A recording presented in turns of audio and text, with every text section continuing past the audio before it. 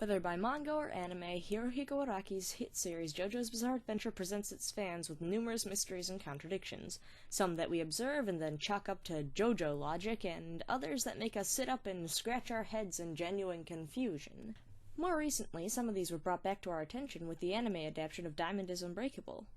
Welcome, people of Earth and elsewhere, to the channel where the content is spam and I am Crackers. Today's spam is a question of intrigue about one of my favorite characters featured in Part 4. What is Mikitaka Hazagura? Think this video will be too long?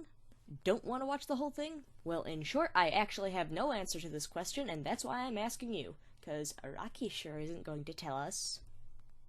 Now let's just start by covering what we know. You see, Mikitaka is an overall strange person. He says he's an alien, but it's rather difficult for either Josuke or the rest of us fans to believe it, at least entirely.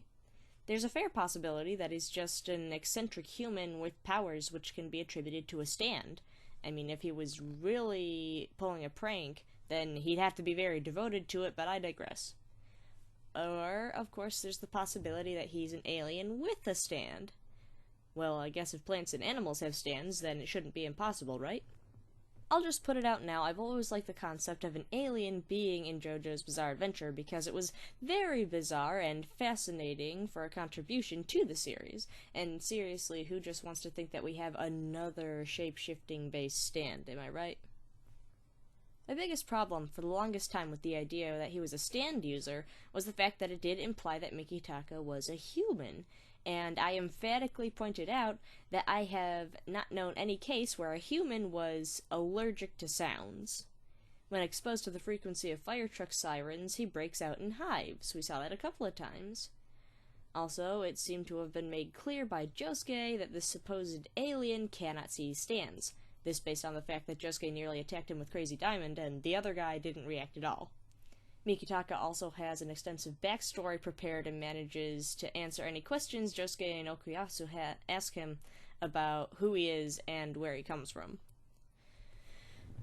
I suppose up until Rohan's house caught fire, we all would have been pretty convinced that he was an alien. Or, you know what, I can't speak for you guys, but at least I was.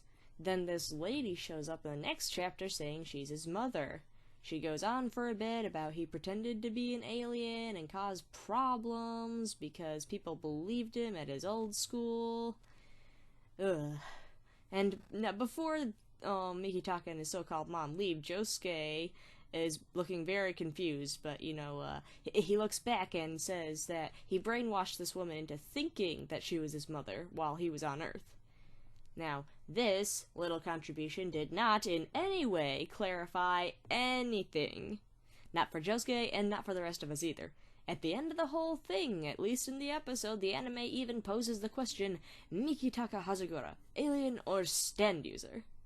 Don't we just wonder about it, though? I mean, at least I do.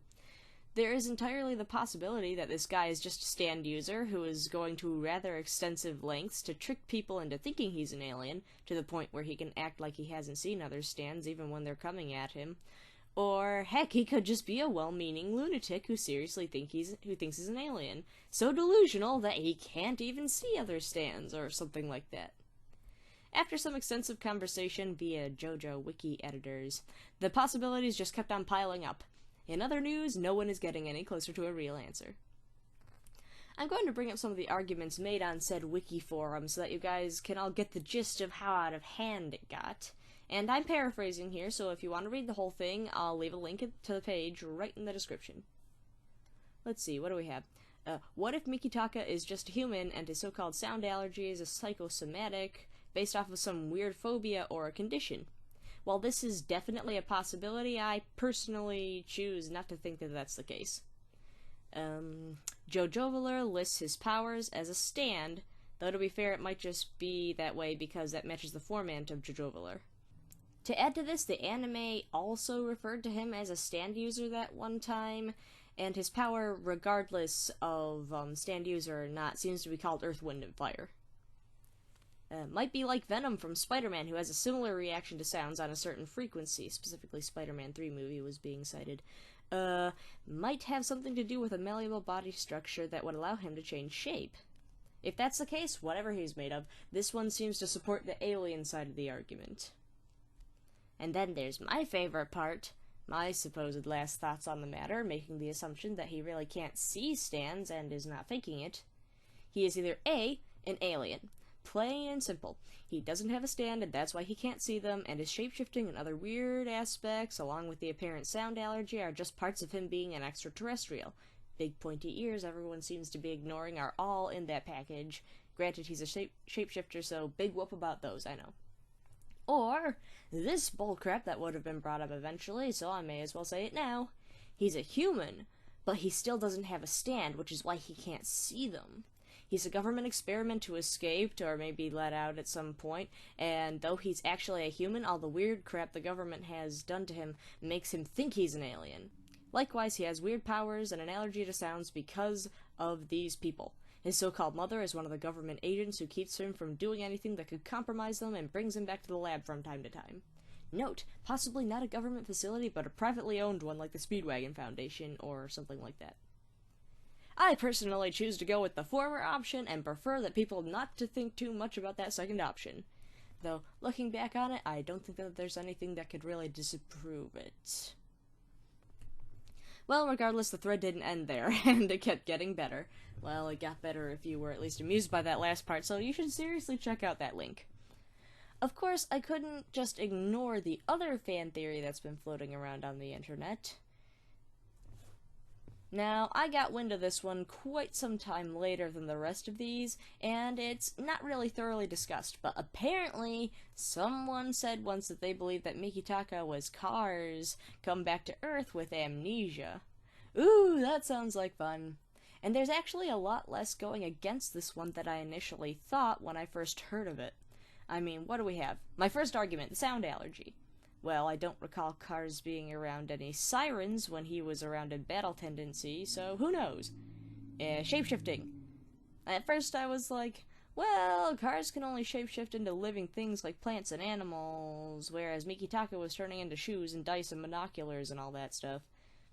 But then you have to realize that Cars had projected feathers at Joseph, which should not be considered living things on their own, and then turned them back into piranhas. So I'm not going to even think about this argument anymore because I'm just going to roll with it.